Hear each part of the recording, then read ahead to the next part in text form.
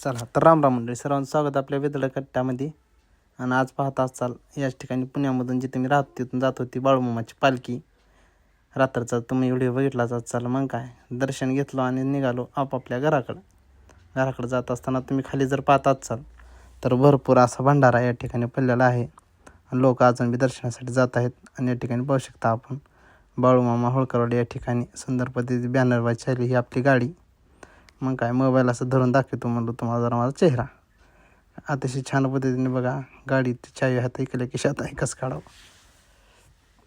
चला तर मंडळी, अशा पद्धतीने जर पाहता असाल तर आता इथून सुंदर पद्धतीनं आपण जाणार आहोत आपल्या घराच्या दिशेनं.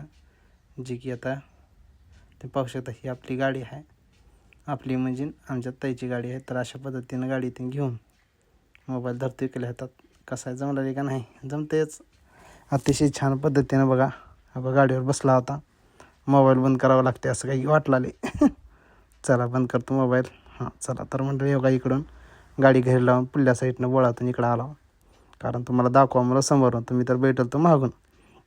हा एका यूट्यूबरचं काम असते पद्धतशीर माहिती देणं आणि त्यांना पाहिजे तशी हवी तशी या ठिकाणी पाहण्यात यावं, असंच एवढीची इच्छा राहते माझी बी आणि तुमची पाहणाऱ्यांची.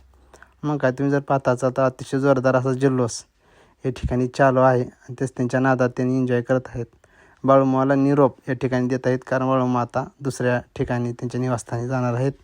कालचा शेवटचा मुक्काम आणि आपला योगायोग. चला मित्रांनो पुढे दाखव.